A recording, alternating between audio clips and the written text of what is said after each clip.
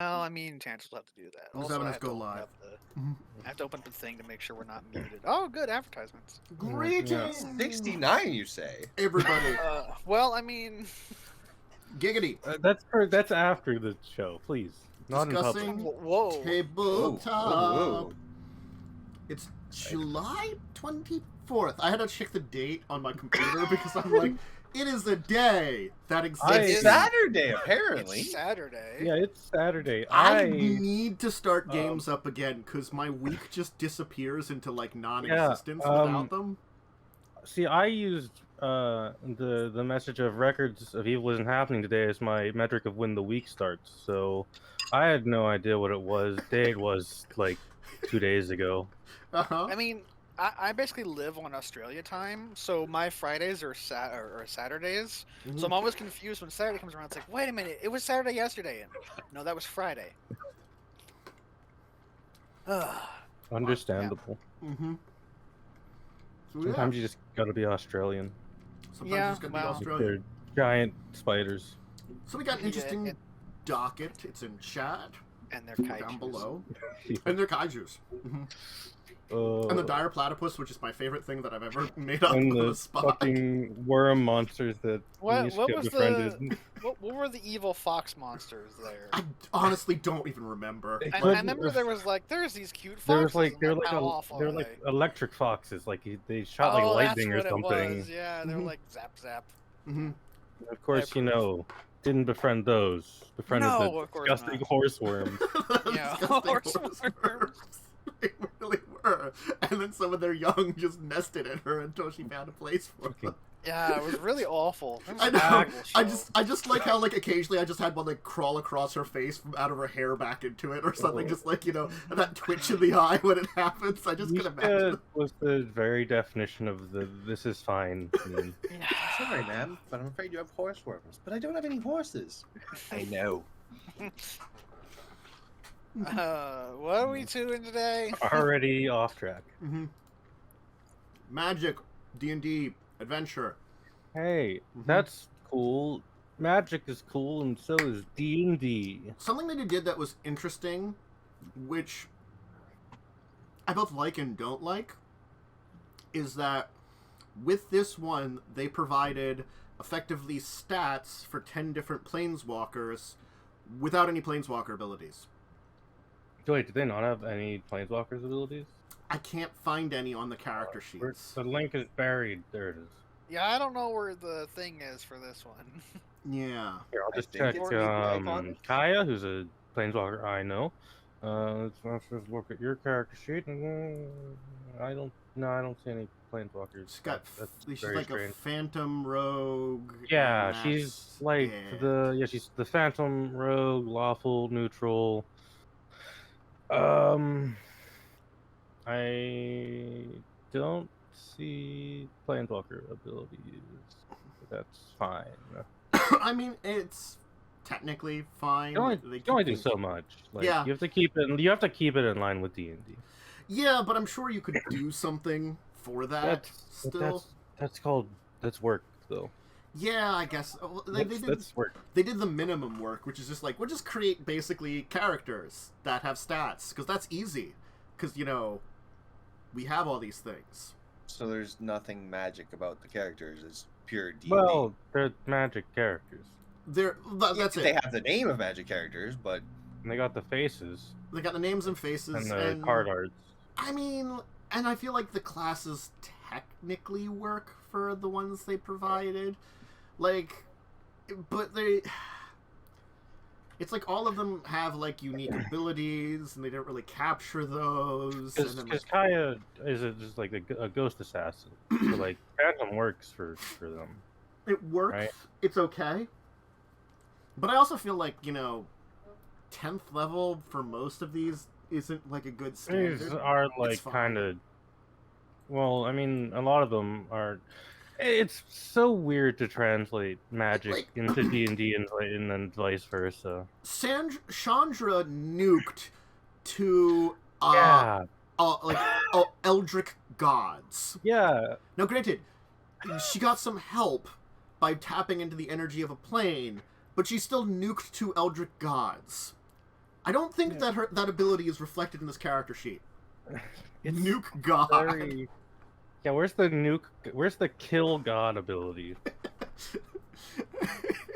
Kill God ability. I mean, one initiative. Is this my character? Yeah, it is. I mean, again, they're fine. They're neat. I also just kind of find it funny that in the little text blurb thing about it, it's like, this short Dungeons & Dragons adventure is suited to 4 to 6 characters of 9th level. Gives you all level 10s. Yeah, here's 10th level characters. Yeah, here's a bunch of 10th level characters because fuck what we wrote. Oh, wait. What about this blank character sheet? And they made Lana I kind of like the minimalist. an undying warlock, which isn't she necromancer? Because Yeah, they she's call her a necromancer. She's not a... Yeah, Borgie. Yeah, she's a necromancer. Why is she this? Oh, What- I don't know. Oh, you're talking Weird. about the guy with his Yeah, Yagagu and Mau. I know nothing about, essentially nothing about magic, but Oh, I yeah, like this this guy. man. He has a corgi. He Yeah, does. he's does just have a like he's corgi. like a monk with a corgi or whatever, which is pretty cool. I mean, he's a druid. Apparently I he's a druid? I think had he's a supposed to be card- like a shaman, technically, Yeah, I which is I not had really this a druid. guy. Oh, excuse me. It's a mastiff, but it looks like a corgi. That is not a I'm sorry. mastiff. No, that is not a mastiff. They're That's using the clearly, mastiff I'm stats, sorry. I think. That's using mastiff. Well, most dogs use mastiff stats. I mean, that corgi lifts. Man, I can't wait to Say. bring out my Chihuahua Mastiff. It's just this really buff chihuahua. And it's like, bark. It's like, oh, is your dog okay? Oh, there's just a group of little Chihuahua running around. They're all yip, yip, yip, yip, yip, yip, yip. Then yours comes up. The ground trembles as the tiny chihuahua enters the room. Cthulhu himself hides his face for he sees snots. It's that chihuahua's jacked, man. Yep. All right. Well, now I gotta go to Google searches and friggin'. Buff chihuahua. You're welcome. I do kind of like this minimalist character sheet they've provided, though. No. Go ahead. I'm gonna go the other direction. It looks overly complicated to me because everything's just looks in pretty places it simple to doesn't need me. to be. Oh my god, this is a I cursed think it's image. both good and bad in a way. I'll share the cursed one first. Do it. It's good because yes, it kind of aligns everything together, but there's an intrinsic issue that arises that I think a lot of people forget about, and I'll have to check that on my phone. The cursed image. I hate that. I hate that. It's so cursed. Just search buff chihuahua, and you'll see. Why is You'll it see scale of this? because it's gonna punch you. Here's another one that's slightly less cursed, but Mhm. also highly cursed. Slightly Slightly less less cursed. cursed. You say less, I say more. Here, have something to purify this chat. Oh, what is this? This is acceptable. I approve of this. Adorable. But no, like it. Time for more dog cursing. On the surface, it looks cool, and if you were just using the sheets for these characters, cool. But otherwise, everything's just. This is like modern UI design where it's like, how spread out can we have everything be? We're gonna give its own little sections that you're going to have to go look at, and no bad. And I mean, it doesn't give you enough room to expand things. Like Chandra's a great example. If she levels up, like if you want, granted, she won't in this, the little adventure they made. But if she did, she has no more room for spells. yeah, I'll just tell you that's also a problem on like the normal 5e sheet. Yeah, but it's got a bigger. I think you need multiple sheets, like if you're like Yes. legit playing. Yes, you need multiple sheets. skills. It's one of those things that like 5th edition it rarely comes up with. Skills in 5th edition are technically only suggested Yes. for an ability score. People forget that a lot of times. Yep. You But- can easily have a strength acrobatics in Because a given situation. It's technically an optional rule. Yeah, Because options. I will use intimidate as an example. In the book, it says it's a charisma check all the time, but there's an optional rule for it where it's also strength check. depending on how you're planning on doing it. But it's an optional rule, which is why people just forget about it. I have brought it up. Because every rule in 5e is optional. In your game, when we were doing something, I asked to roll something else, and you're like, yeah, sure. Yeah. But I also explained why I would roll something else for that. Yeah. It wasn't just like, hey, can I use my dex to roll a history check? No. It was like... Can I... If I flex hard enough while reading this book, can I use my strength for my history check? Yeah. It wasn't something as silly as that. It was more of... I forget what the check was. What, But you're gonna let me do backflips while studying a book to add my dex to my history check? No. Yeah, just let me do Oh, some not one, you parkour, broke man. your neck. Just I do can parkour reading. I can see a history strength check. History tends to be also like architecture and stuff, Oh my right? god. Yes.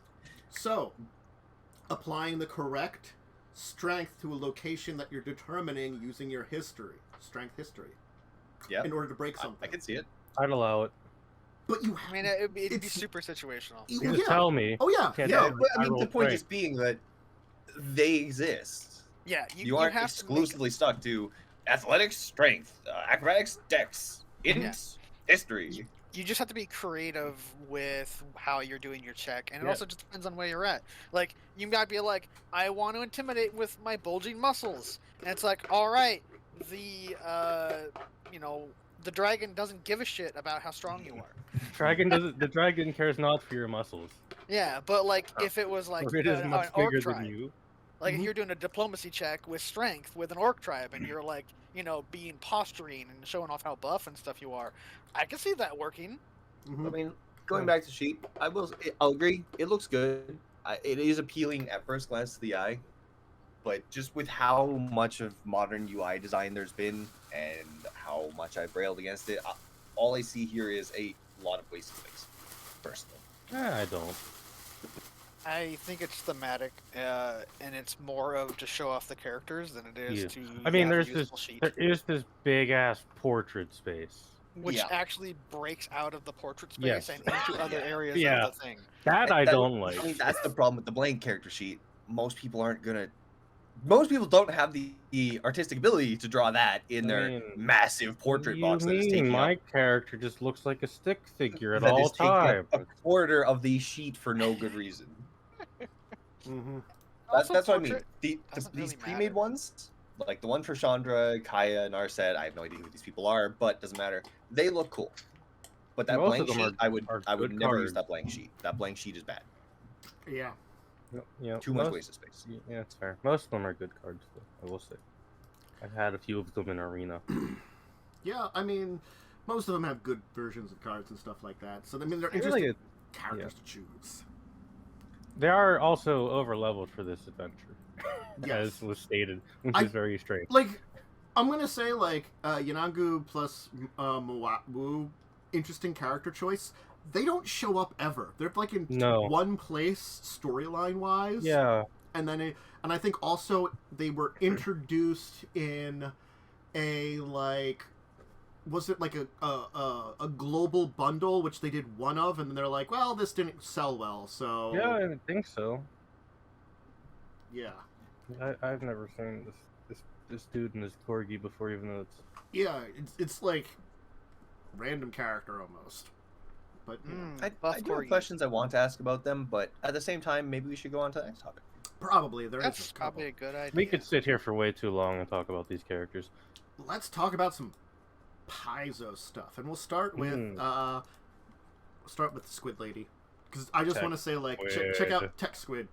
Heck, Squid. This is I've checked out a few of these iconic characters and their backstories, but I'm sorry, Tech Squid I love it so much.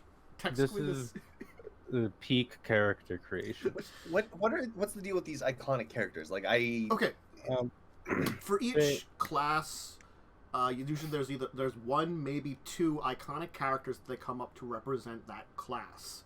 So if it would be it's their main NPC version of something, which usually they give a couple of different like characters. the Mega Elf lady or whatever. Yeah, or the literally Batman guy. Oh, For Batman. that one class in in first Oh, the edition. vigilante. where they Batman have- Yeah, class? Were they- literally Batman. where they're like, we're just gonna give you Batman. He is actually just Batman with a different color All right, palette. I'm not playing a wizard gunslinger anymore for our Playing- pirate adventure. Playing I'm just Batman. The vigilante is so terrible. I Which can't- Batman though? Are you gonna be Batman and Robin Batman? Have some nipples on your No, arm? no. I'm gonna be animated series Batman. You're just Okay. Oh the hell best. yeah! just loafing now, Damien. You just like you torment me and now, but sorry, the vigilante. It's just I don't know. It has to be such a specific game to work in. I gotta say dumb. that it's so terrible. Well, Anyways, this one, Virka, what is she for? Like, what is this for? Okay, I'm looking to see what her class is. I think it is the Techno wizard? nanites one. There's these wizards that use nanites. Technomancer, I think. Actually, is you know, what they're let, called. let me take this back another step. For somebody who has, like, say, if there was somebody watching this, or somebody talking, why does this exist? What system is this? Why is this Okay. being created? So- Give me the Starfinder. rundown. Starfinder, Pathfinder, Pathfinder 2nd Edition. Paizo does it for all of their systems. I'm going to say that first off. What they do is for, like, if I would take the original Pathfinder book here, like on stream and on stuff, you can see it, and I page to one of the classes, It's like Uh, art. this lady Yep. here, I can't remember her name. This is their iconic cleric. Yeah. They Yeah. provide stats and information on this, and sort of like instead of they provide like stats at different levels, so it's effectively like rather than like they create custom NPCs for any adventure, like here would be the character you could play if you just wanted to use a pre-made character. Okay. Or So they there's could- sort of like pre-made, Yeah. in a way, pre-made characters. Yeah, for it. and as a DM, if you need a cleric, you can just slide that one right into your game. Now, granted, So they only provide it, I think, at like level 1, 5, 10, 15. Yeah. They might have a 20, I'm not sure. I don't know if they have a 20. So like you might still have to do some like leveling up and manipulating, but starting with a 5 and trying to get to a 9 is a lot easier than starting from a 1 and trying to get to a 9. Oh god, yes, especially for Pathfinder First Edition. so this lady then, Virka, this would be for Starfinder. Yeah, This would be for she's Starfinder. Okay. Yes. Follow-up question then. Starfinder's been out a while, hasn't it? Yes. Couple years. Yeah, a bit. Is this them coming up with a new iconic character for this class, or have they just not done all the iconic characters for Starfinder yet? That one I couldn't tell you. They I are think doing. Starfinder is still active development. It is still Yeah, active it is still development active. because they okay, added a class, the the- Witch Warper. and the other recently. and the other one that Vanguard, I think, is new Yeah. as well. and the other one I wanted to mention for Paizo was this here. They're doing a playtest for Starfinder for a new class, the Evolutionist. Oh, look at that. Oh, I Hmm, played that. I interesting. love that kind of stuff. Yeah, so they have like their different rules, the credits and stuff for that. The pretest it has not started yet. It's starting August 2nd, but they're going to be running it for the Evolutionist, and they're running one for Precog, Tech Revolution. Ooh, They have an entire precog. schedule for Just, running playtests on these characters and stuff. Just slap that in my favorites because I want to read those at some point. Yeah, here's the I love that there's a picture of the Playtest. Space Goblin. Nice. Literally, it's just called Space Goblins. Yes. And the art of them is a goblin in like a traditional, like modern day spacesuit with like the double helmet. It's really good. Mhm. It's so good. And it's kind of like, oh yeah, they picked him up on some backwater planet, and they Yeah. just learned. It's so They're Space considered, Goblins like, is pests. so good. Uh huh. Mhm. I mean, I'm more confused by this small purple creature with the white hair tufts. I have no idea what that one is. I'll just. There's a lot I'll of just admit weird that. races that I do not know about because Starfinder. Some of these aren't playable races. I will just tell you that. A few of these are not playable. Well, Unfortunate. there's definitely a space dwarf. Yeah, I see the space dwarf. I don't think the guy in the foreground with the tusks is something playable. I don't think so. The dragon and then the antenna dude, those are playable. Here races. on, Yep. I'm gonna link into the chat here. This is the Facebook Paizo that it mentions a lot of a bunch of the iconics they had from 2020. Oh, look at all of them. I think I recognize some of those from the core Nice. book. Yeah. It's almost Yeah, I like they recognize were some art. of these. Okay, Yeah. so they're just expanding their iconic Yeah. roster then. Yeah, Yeah. It- And which is a good thing. it's a good thing, and it's an interesting character too. Is the other thing that I wanted to kind of like. There's so much lore wwritten about it. Yeah, someone had there's a several lot of paragraphs. fun with. They making do this. that for all their characters. You can look up lore for every iconic like this, so that like if you wanted to play an iconic, you'd know what kind of character they are. They'd have a Yeah, backstory. they already have a huge background. I want to know what the art team who made this character was told to make, and what their reaction was. Badass tech squid lady. Make a tech squid. She's got two sets of Two eyes, faces. Yeah, yeah. lower See, face and upper face. The only thing that confuses me here, because most of this could be written off as like, okay, well, it's a sealed environmental suit. You know, she's got proper sealing on the tentacles and on her head, and then you get to her arm hand things that aren't environmentally sealed. It does say that when they get out of their larval phase, they are amphibious. So It also has a lot of little hex metaphors sent to her adult things. squid-like body before clambering on shore, drawing her first breath of air. And then they search for others of their species to adopt them after they've been a larva for 2 years. Fair, Okay. which is good, but my concern is the getting into space part and just having your arms exposed to vacuum. Well, I think like it's the idea that it's technically not like a suit necessarily. I think like the tentacle things are probably because like that helps protect the tentacles for traveling around on like metal and rock and stone. Oh, when it could, they're- yeah, this might not be They're a boots. vacuum suit. It could just be an in-atmosphere Armor. suit. Are these playable? That's what I want to. They're playable. I imagine so, because They're medium-sized squid people. I love it. Yeah. Right, so I'm now a medium-sized squid person. Hell yeah. Oops, all squid. Are you a squid or are you a kid though? Oh, that's a tough question. I'm glad you asked it early, so I have time to think, because I don't know. I am large Drago What if- man. What if you're just both? What if you are a squid kid? Or a kid The squid? universe explodes. The universe It's not is- allowed. It's the antimatter matter conundrum. Yeah. I mean, like, I think that's. I was looking at like games I want to do, and I think I do want to do a Starfinder like off stream with some people. I think it could just be to, fun. to play around with it, because I was like looking at what I want to run on stream and what I want to run off stream, and kind of like figuring that out. Because I mean, like, I am down. Besides the thing I said previous to going live, to try Starfinder. I mean, a hot take. I think your character advancement is huge, and character starting is minimal. Yeah. I guess if that's the vibe they're going with for the setting, sure, that's fine. But it's still a Pathfinder game. So Yeah, you if you start make pretty an weak. unoptimal character at the level 1, there's a long time before you get that upgrade to make them more viable. And if anybody else in the party decided to play more optimally, you are going to be very far behind the curve for most of the campaign. Here's the thing as well, though. Starfinder could rely more on your equipment is what makes you stronger, kind of thing, as well. I don't think it does. It I mean, does a I little. I haven't read the book.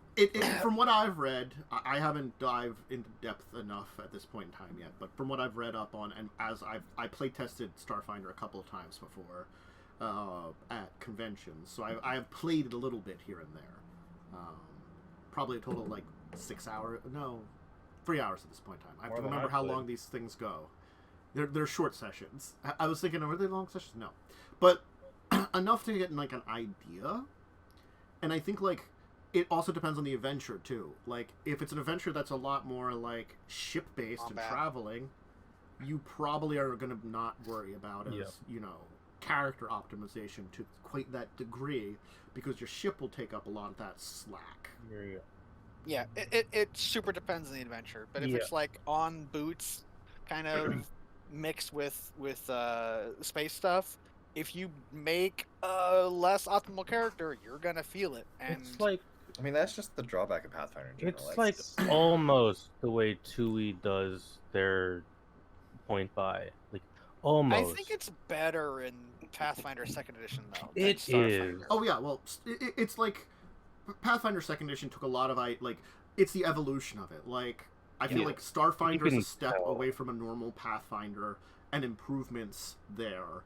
And then they improved it like even more when they came to second edition. And I'm sure Right. at some point in time they might do a Starfinder second edition, which is I wonder if you could more just improvements. like take just a normal, You- just do normal point buy kind of thing. You could for your character. probably just swap Starfinder with Pathfinder 2 on the character creation and advancement, and it wouldn't probably break the game, I don't think, because if it ends up being the same at like level 20, if the points come out to be the same at level 20 between the two, then it just means you're going to have a better starting position and less advancement as you play, as opposed to a really weak starting position and insane character advancement as you play.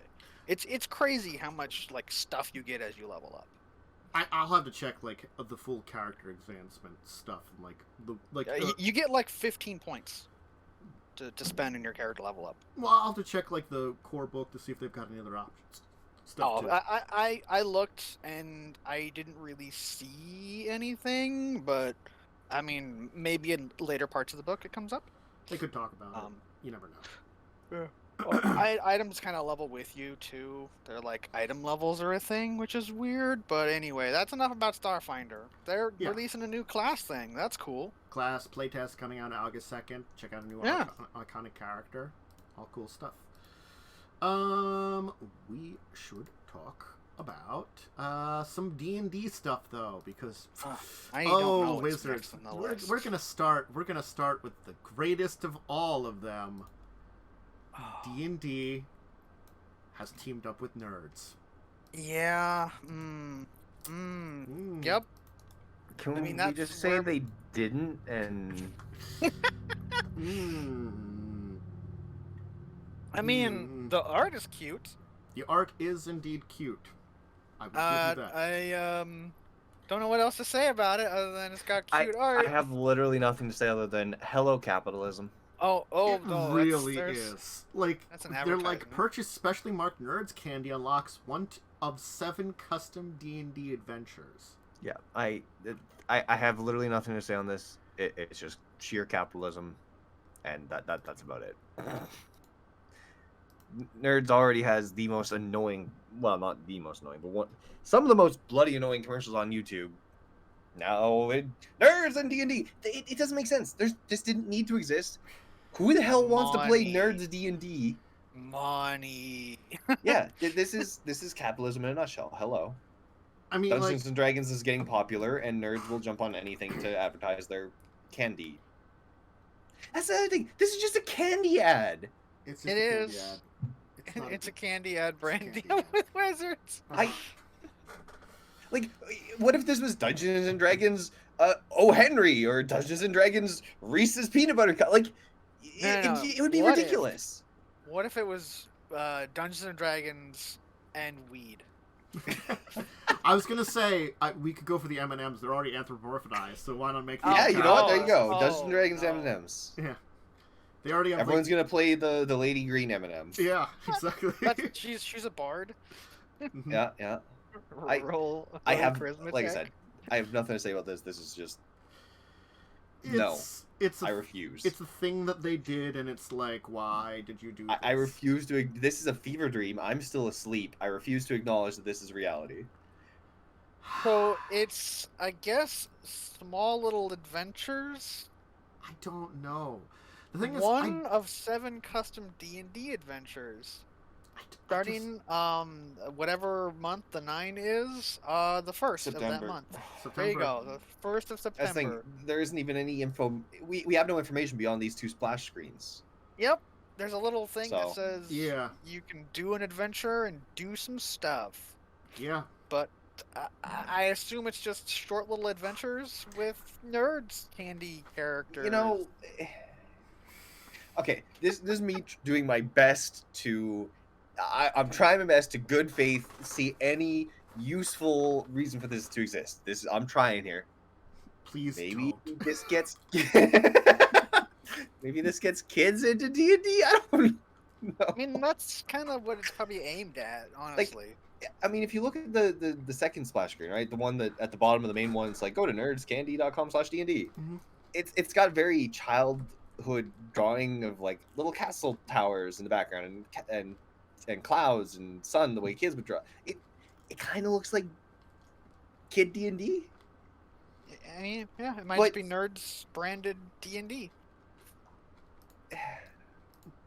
Is Nerds that popular? No. At least, okay. You know what? I didn't think it was. In my sphere of interaction, no. In Lightning's, no. Who knows? Maybe in some bloody part of the world, nerds are like a big thing. Like, oh boy, Let me put can't it wait to this get my nerds today. I can understand there's some people that probably really like the candy, because candy is very, very optional to people. My experience with it, Halloween. It's Someone just gets it out. sugar. It's straight sugar. Like most candy, granted, true, but it's just straight sugar. I mean, if it haven't- was like Skittles, I could see that. But I guess the nerds have feet, so they can foot sword you. Foot It's- sword. That's another They thing. are Like, holding a you- dagger with their foot. They You got are the holding a fighter- dagger with your foot. Yeah. you got the fighter holding a shield with his foot, the bard holding a lute with. How are they moving while they're doing this? Watch Or the the- little you know- advertisement, and you'll see they just kind of bounce around. The Rangers are. Yeah, true. I love the wizard because the wizard has like a staff in the foot and then has a book on their head. Yeah. I mean, it's cute. I'll admit, I think it's cute, but I don't know why. I don't know. Mm-hmm. He's Trevor actually has a just face. running with this knife in his Yes. foot. Yes, he is. Yeah. You're just gonna Is- stab a bitch. I Uh-huh. don't Mhm. I don't know. I really just don't. Who's being stabbed and He why are has they a bit? key. Hold up. Yes. He has a key in his other foot, Yeah, and he Uh-huh. picks the chest with the knife. Yep. I have many questions. Yeah. Welcome to Nerd. Yeah, I Okay. just got back. Okay, we're gonna switch to something else D&D because Something amazing. The Wild Beyond the Witchlight. We learned more about it rather than just the Oh, announcement. where A is that book link? I'm gonna be buying. I'll have to scroll so- through all these cursed. So it is an adventure laws. for 1 to 8th. They introduced character backgrounds of the Fey Lost, the Witchlight Hand. They introduced 2 races: the fairy or the Herengon, the humanoid rabbit people. Yeah, the they- Oh, furries. yeah, rabbit. They already have the dog people and the cat people and some lizard people, but now They don't have Get it? dog. They don't have dog people. Get it now? Didn't they have dog Maybe. people? No, that was No. Pathfinder Second Edition. Pathfinder had has dog the people. second edition had the dog people. That's right. There's still a lack of dog in 5e. Not in my world. Oops, all furry. But now you can be a rabbit person to go with your cat person. I Yeah. like some of the art for this. I will be buying this book Like there's this 'cause weird I circus am one. a That's, sucker for Feywild shit. And there's it's a circus one that's creepy as heck. Yeah, it's an interesting idea that like there's this kind of like mystical like Feywild carnival that shows up and like an adventure. Murders everybody. Well, probably. It's the Feywild. We can assume that. Mhm. I mean, some of the Fae will murder everybody. Others will just Some trick of the- them for some of the- fun. They are pretty bad. Even though they're like, always. good. Not Some are good always. aligned. They're still pretty bad. And They're you, just dicks. you They're can have just dicks. the, you can have the Witchlight Carnival in any campaign to throw people into the Feywild if you really wanted to. Yeah. So Oh, rip the Friday game is gonna just become this. Oh no, it's already cursed enough as it is. You want my character to go into the Feywild with Yes. their gun and wings? Yeah, Wait. absolutely. They're bringing back. I just read the bottom thing here. Classic 1980s Dungeons and Dragons characters return, including Warduke, Strongheart, and Keelik. I don't know who those are. Yeah, don't. That's beyond my Warduke time. Is familiar by name, but that's kind of like because I started in the 90s. Hold on, let me get you a Like picture. mid-90s? He's from Greyhawk, I think. Oh, that explains it. A different thing I just read on here that Oh, I I had really him. like. I remember Warduke because I had a D&D mini of him when they were It's, putting out the D&D minis. This guy. Apparently. Oh no. Oh, that is so 80s. Holy It's this guy. That's definitely 80s. That is Nope. that. There is a better picture of him. I don't know how you can get better than that, honestly. I don't think he has a single piece of armor that matches. Yeah, no. Not even the freaking like. Here, I'm just gonna loops mess on with the his camera for a chest second to are correct. put that. Oh, the camera. Yeah, there you go. You can see that one. That's got a good picture of the ward. Oops. Nice. Yeah. That's how I remember him depicted, because He still does not have a single Oh. matching piece of armor. no, He's he so much doesn't. more badass though. I hope. that was That's like third 90s. edition. That was That's, right. that's 90s. Actually, Yeah, that was that's early 90s. 2000s. I Oh, hope well, he there you just. go. I hope he still looks like this. I a don't different- know. They haven't had him since then. A different thing about the Witchlight thing that I read that I like. All encounters in the adventure include a non-combat option, allowing players to think and roleplay their way through the adventure if they wish. I like that. Intentionally going, all right, if you guys just want to combat your way through it, go nuts. If you want Almost. to roleplay your way through it, go nuts. It's almost like violence isn't always the answer. Oh, But violence it is always the sometimes answer. is. I mean, When there's let's some be honest. capybara in a basement, violence isn't the answer, guys. we didn't Oh, know yeah, it was a there's like capybara. I'm There's gonna like be- these really big rats or something. They're furry. They're really furry, and they're just chilling in the corner eating some plants. Well, it's like everybody thinks like, oh, giant rats. They're kind of a pest, you know. We should probably just eliminate them. You know, it's like normal rats. You know, if you have an infestation, you try to get rid of them. So giant ones, of course. None of us realized that they were just in fact capybaras. Because so Never you we've never sneak seen attack them. murdered one, and And then I rolled a D100 to see if they were gonna murder you for attacking, and I rolled like slightly under what I wanted for the threshold for them to kill you. So I'm like, you know what? Because this is so close to them trying to murder you, they're gonna go and eat their friend because they're super high. Because they've been eating Then there was the badgers.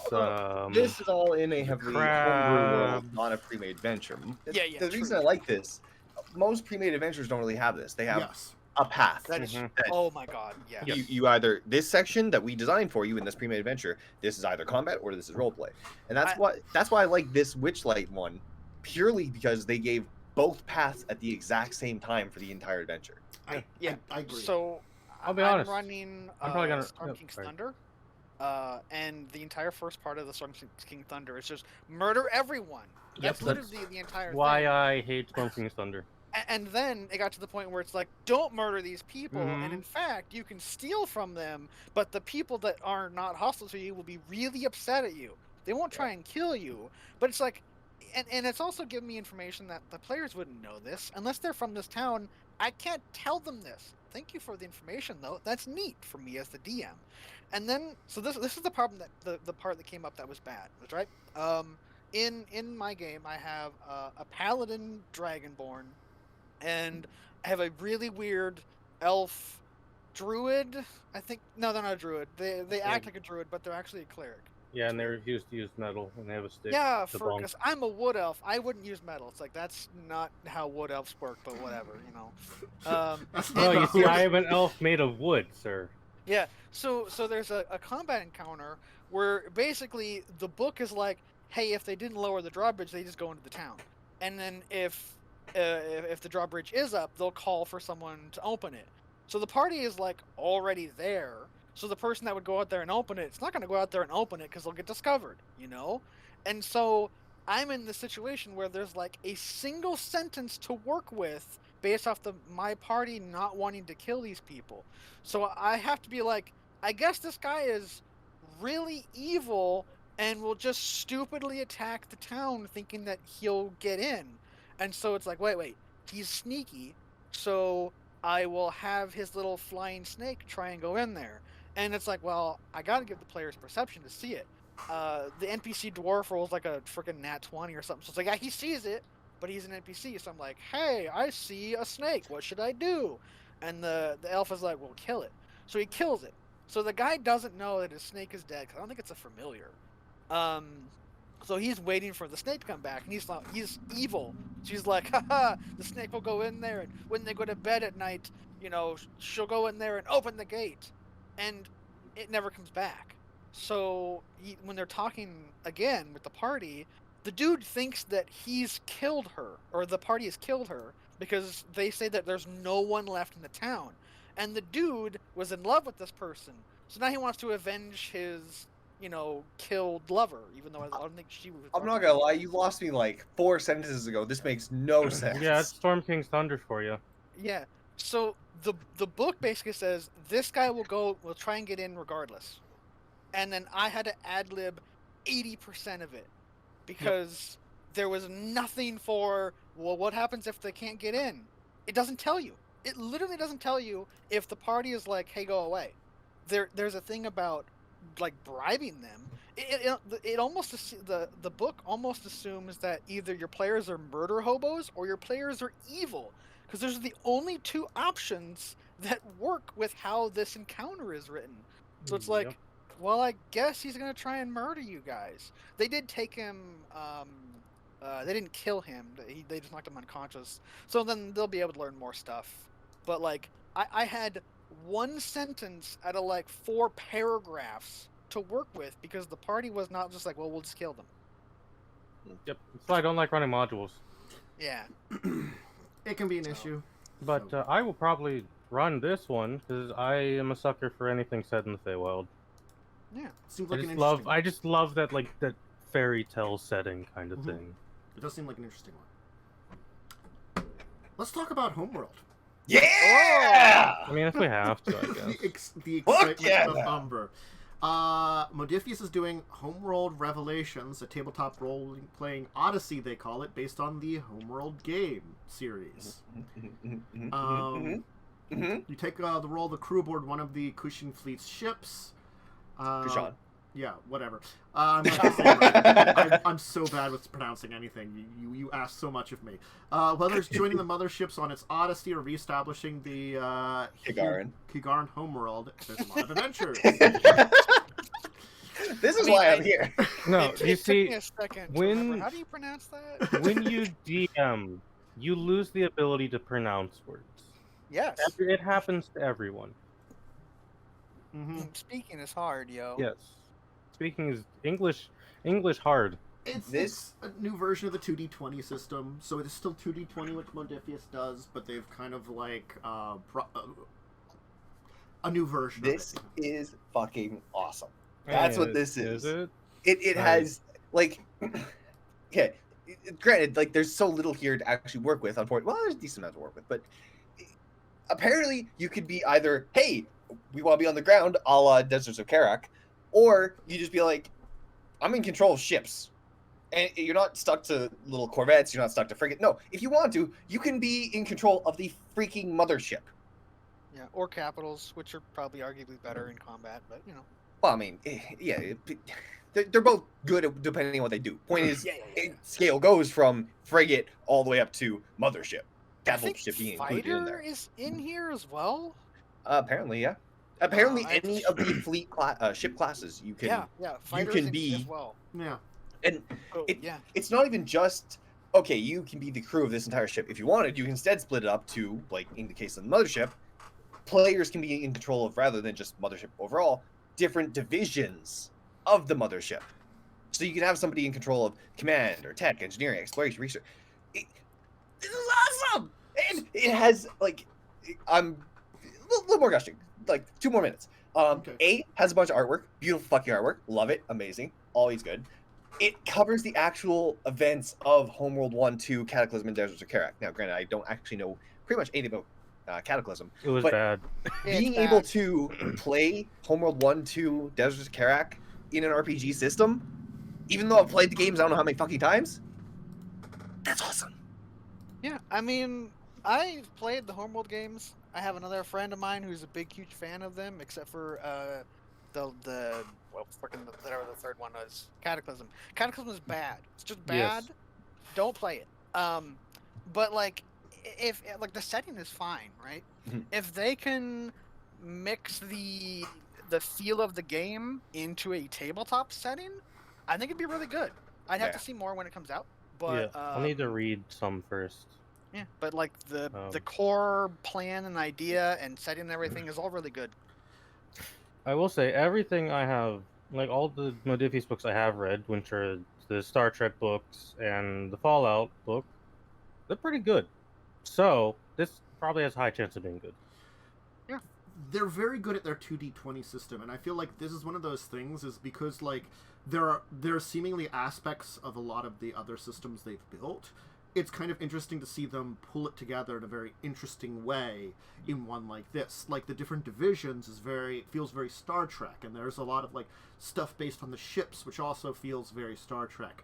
while because of the nature of it, it's not a game like Star Trek. It's probably a game more like one of their other ones. Maybe something like, the desert one is a little bit more Fallout, and you've got like a little bit of like, things like Conan, for combat and stuff like that, where they're taking a lot of the what they've built in all their other systems and learning from it. And I like how they're doing that they're like they're using like their development of all these different 2D20 systems to be able to develop other ones that are kind of like points in between some of them. Because like you're right. With the mothership, it does have more of the Star Trek feel. Granted, not the same setting type of like Star Trek is very much trying to avoid combat, always being diplomatic. If you were, you and your other players were all in charge of the mothership, the various divisions of it, there would be a lot in the sense of like with Star Trek, you've got somebody who's maybe they're in charge of engineering or security, blah blah blah. But it's the atmosphere is different. But I'm rambling. Mm-hmm. Yes, there definitely are bits that they brought over from the Star Trek one in that one. But if you don't want to do mothership and you just want to command ships and go do ship fight stuff, go ahead. Yeah. I don't know if they have any system that handles that usually or not, but I think there's vehicle combat in the Fallout one, so they may have taken some of that and like made it better. Yeah. I feel like you might get the general vibe as far as like mothership stuff to Star Trek.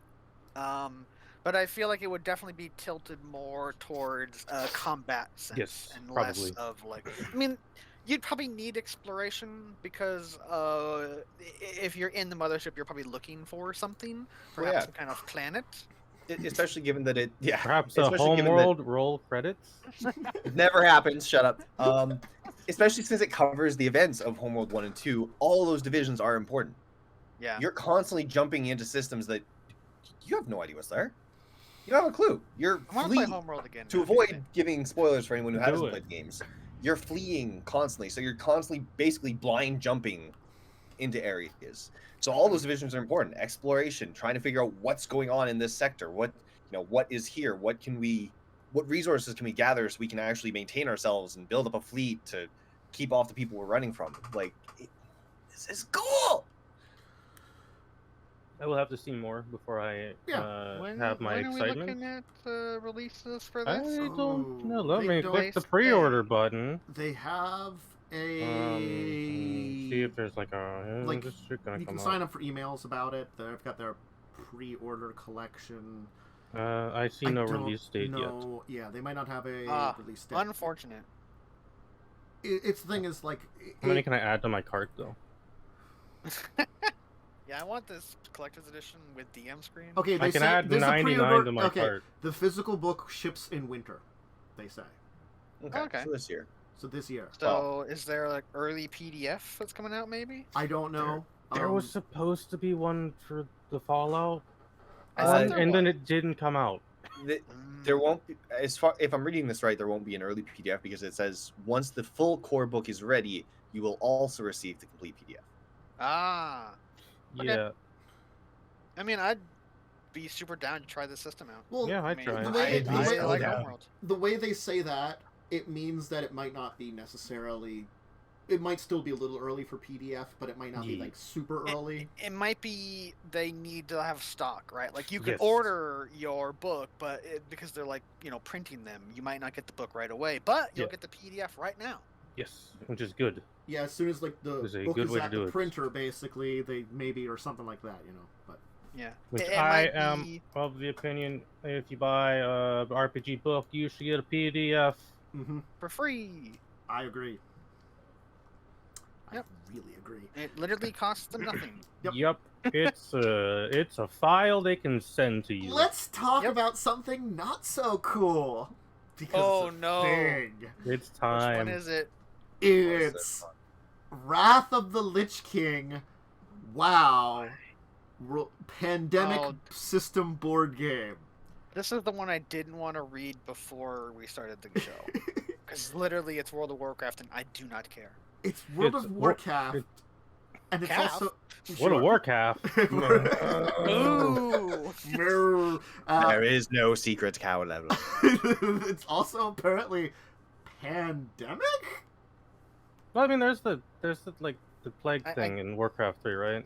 I guess like the a thing. undead were trying to take over, and you need to stop them with murder instead of drugs. Forts, temples, battlegrounds, and more populate the extra large board game.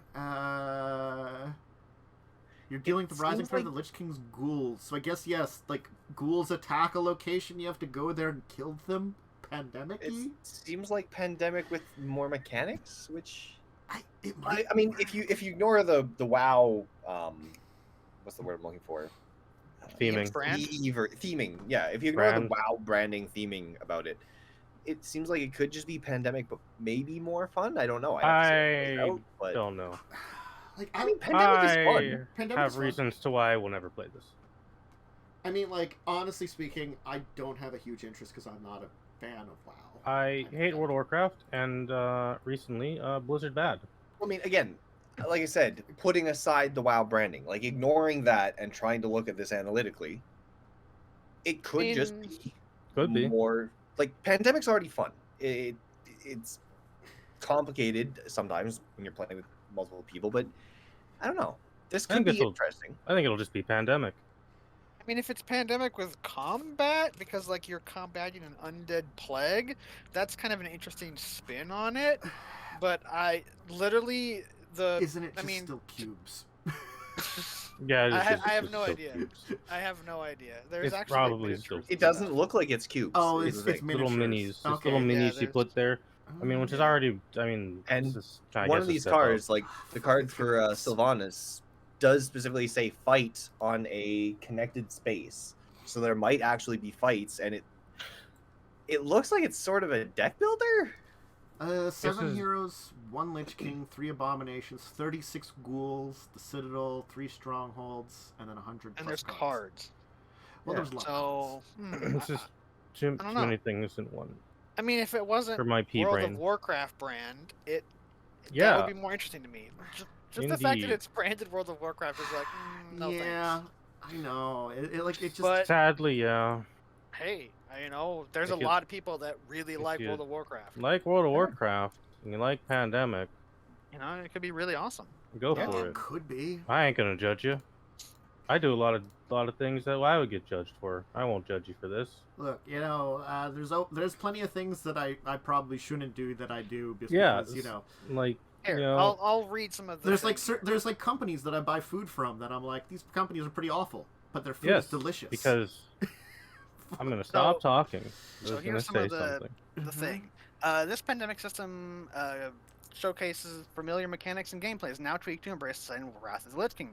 Forts, temples, battlegrounds, and much more populate the game board as you and your fellow heroes journey across the cold landscape. Along the way, you'll set up strongholds, complete quests, and do battle with a legion of undead. I think that's cool. Yeah, Ignoring the World of Warcraft part, that sounds pretty awesome. it does. Yeah, I think So, yeah. I will say this. Maybe the system's a little more refined because it's using the pandemic system, but I certainly have played board games like this, which I could probably suggest that were not World of Warcraft. I I mean, we'll have an example in a little bit of a different company that just constantly rebrands their game. yeah, Ooh, but well, like, we also did I believe we did Segue. a deeper discussion talking about branded games. So did. I mean, Oh, I I don't think didn't we need s- to dwell on this. we did that one point we did at one Yeah. point. I forgot to switch out the a long time ago. topic name. Where is that? But anyway, I'll do that in a second. Bequest. We're gonna talk about a game by Wizkids. Oh, Wizkids, they do games. They make things I sometimes like. It's become the next great supervillain in Bequest, where I guess like Website is not loading. Yeah, it's not letting for me. There we go. you're basically the underling of a supervillain that's passed away, and you have to be the one that inherits his like evil. So not only is it like your boss died, but like which is like an interesting thing, but you have to be the one that's turning from minion to supervillain.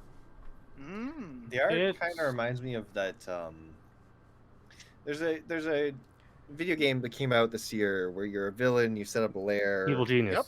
Yeah, Evil the Genius art 2. style I was does about kinda to remind me say. of Evil I Genius. was about to say. Oh, you inherit your boss's job, like Evil Genius 2. Yes, exactly. Except for one of them, because I think they're a returning character. Because one of them is There's ex-spy. yeah, and the basically you're British disenfranchised. lady. Yeah, she's the only one that doesn't inherit. She's kind of like, think. wow, I stopped the world and then I got She's- taken over. She's and also voiced by Moneypenny. yeah. And there's like a Maxwell Returns in that. Maxwell Returns, Red Ivan, and someone else. Yeah, Red Ivan was a minion. Fixed it. And then turned supervillain, just like Bequest. Yeah, back to this. I'd play it probably. Yeah. I like being evil. It's 5 rounds. You're trying to split Dr. Schism's fortune. Each round, players draw 5 asset cards, divide them into 2 groups. So there's probably like some like, it seems like a relatively simple game with a very interesting concept. And I think that's what Wizkids does very well. Is they've games that tend to be relatively simple, but they come up with these really interesting concepts that they kind of brand them with. So I actually like that about their company. So Looks neat. yeah, I'd probably play it. and we have one final topic that we will have cut, to? Best that'll for cut, last. cut to black. Oh no! Usaopoly's done it again. Monopoly The Sopranos, because why? It's been 20 Who is this years. for? I don't know. How many Soprano... Like, there's so many other brands which I'm sure would be so much better. Is it because it's on, If I give them my email, I can get 10% off my first Oh, order. I'm going to shit. order this Monopoly Sopranos game and get 10% off. That's not worth it. Is it because, like, it was What? HBO Max or whatever the fuck it's called now? Some of the squares are hey. Hey! I'm not kidding. That is what's on the Hold board. on. I know, I saw it too. I just was waiting for somebody else to say it. Yeah. I haven't Hey. Oh, so like, It is. so Hey. There's a yeah, dump truck. Chance and Community Chest are 80 and oh. There's a dump truck for one of the icons. A and O. Mhm. Yeah, Hey, that's, oh. yeah, that's- Sopranos came out when I was a Time kid. and- Who is this for? It's that one person who just watched it this year. Yes, that's what I'm thinking. It's like it had to have been like. Is Ages it because 17 it's- and up. Is it because it's on HBO Max? Probably. Why Again? not? Yes. You can obsess Sure. over a baby duck. Man, the stew gods with pride. Watch your back with Bobby Backless. Toy tray. I watched The Okay. Sopranos. Okay. Eh? I'm gonna check something here because this is. Is they remaking it? Is that No. The year it started. When the fuck did this shit start? I'm gonna go 99. Okay. Yeah. Oh. So I was it's gonna be off by a it's It's 2 years 20. past its 20th anniversary. Yeah, Like if it had watched been the The 20th Sopranos. anniversary, I would have actually maybe given you maybe they're doing it for the 20th anniversary. But they're 2 years too late for that one. There's apparently a movie of The Sopranos being made. Also, Mm. everybody, it's 2021. Who plays Monopoly? Okay, enough Everyone people knows to it is keep the worst- making these. Everyone knows it is the worst board game of all time. I would Not hazard. everyone. I would hazard a guess that at least every household in the United States has a Monopoly board somewhere in it. Children don't know how bad Monopoly is yet. They have to suffer through it many No. times before they realize. We how should bad it erase actually Monopoly is. from our cultural memory. It is a disaster, and it's It is literally the worst board game. it is the worst mean, board game. I've So played it a lot. It is I'll like just say that. 9 So hours of much suffering not for fun. everyone except the one person who's winning. yeah, it's perfect simulation of capitalism. Yeah, I bad. guess it is because this prequel film I just looked up look it up Yeah. is coming out later on this year. They're capitalizing it, but well, Give that's what I- me- who's interested in a prequel film 22 years later? I don't know. I really don't. Give me if you're gonna do HBO stuff, why not get I don't know Game of Thrones No. or something? No, let that one die too. Game of Thrones Yeah. Monopoly. Game of They Thrones probably already ruined have by it. the freaking movie or They TV probably, series. they honestly, they probably already have it somewhere. I mean, Whether oh, fuck that Usaopoly's done last it season. or Oh, someone my else. Google search. What was it? Game of Thrones I wanna- Monopoly. See, Oh, let's go. Of course, there is one by Amazon. Usaopoly. Is Usaopoly? Yeah, Oh, God. Usaopoly. They've already done it. Monopoly Man, has I no game. man, I Game could of buy Thrones this edition. and experience the disappointment, 10 like when I watched the last $10 season. cheaper. It's $10 cheaper than the Sopranos one. I could Because be it's as old and upset. no one cares anymore. There's can be- also Risk Game of Thrones by Usaopoly. There's Of also course. Game of Thrones Chess by Usaopoly. Yeah, I mean, I can be as upset as I was watching the last season. So It's the greatest thing ever. At least- Anyway, yeah, it's more Monopoly. We just now we just need Game of Thrones no. Clue by Usaopoly. Oh no, On the- I'm giving him ideas. I shouldn't say anything. character? On the Risk Game of Thrones page on Usaopoly's store, frequently bought together with Monopoly, The Sopranos. No. Is that recently bought or is that recently No, viewed? frequently bought together. Mm. I don't think that's accurate. I don't believe it. I think that's because Bro. you looked at the Sopranos Yes. one, so it's like people totally bought this. The You Office should buy it. Clue. No, What the because the other fuck? frequently bought together one is one I've never looked at. Tapple, fast word, fun for the whole family. Tapple. I mean, Yeah, I know when what that I is. clicked it, I got my frequently bought together Tapple and Clue, the Office edition. Oh hell yeah, more Clue. Who killed? I got Tapple uh, and Clue the David Office. or Yeah, I got those I with hate the it. Soprano Fuck's board sake. game. I hate it so much. You know the funny thing is though, Game of Thrones Clue would actually work. Yes, it would. It would actually be pretty good. Yeah, it's the only one that Nah. would actually fit. I mean, and I'd be like, I Game can of see Thrones that. also just has an actual board game that's pretty good. I mean, Tyrion there's also- Lannister in the bathroom with the crossbow. I mean, it fits. It just writes itself. Yeah.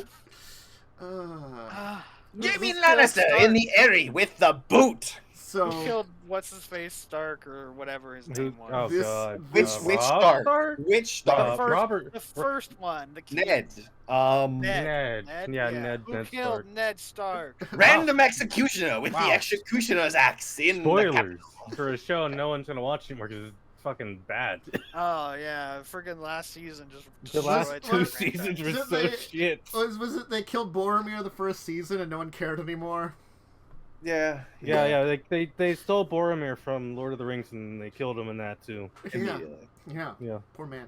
Anyway, Here's this amazing character. Oh, So- he's dead. Tricked Read you. read the books that are never gonna get finished. And No, stuff. don't read the books. so As someone who's read the books, just don't read the fucking books. Don't support this man. The books aren't good either. The The first, first like three three are books are pretty good, and then after that, it's just Anyway, we're done. What else are we gonna talk we got about? a deeper discussion topic here What's a that, deeper that I Is have. it Do about we? branding?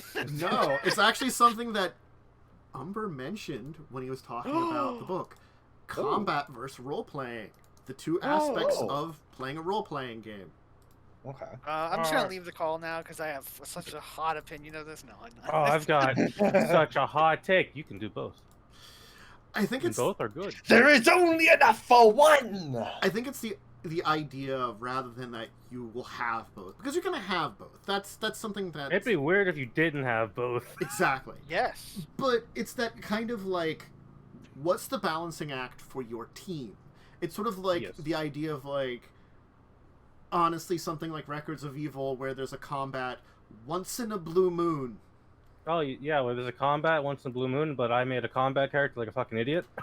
How dare you? I mean, like, it was honestly like there could have been more combat. It's just they didn't do stuff. fucking- They, No, they did. They spent like 6 months figuring out what a car is.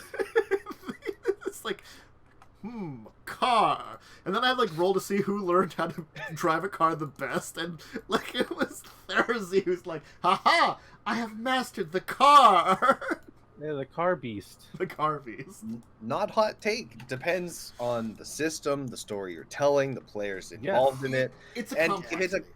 if it's a custom like homebrew campaign, it doesn't even come down to the three of them in my opinion. Or the two of them. It comes down to three: combat, roleplay, and exploration. And you can Yes. make games that are a balance of them in different ways. You could have a Correct. campaign that's 20% combat, 40% exploration, 40% roleplay. Like, there's no one way to do it.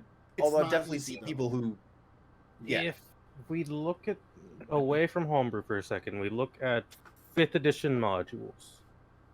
They often have a problem of leaving no time to roleplay. Mhm. Yes. They are Storm King's Thunder. incredibly combat focused, and that's Li- really Some- not good. Some exploration too, combat Yes. exploration, I'd say.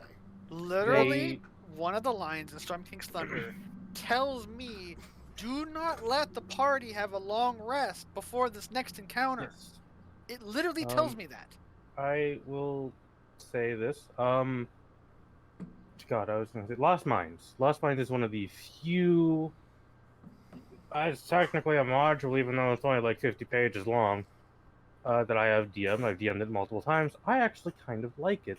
However, it has the problem of it slaps you in the face with a billion NPCs, and it gives no one time to roleplay them or do anything with them, because you gotta go on a quest and fight a dragon for some reason in a ruined town, and then go into a cave and beat up a wizard.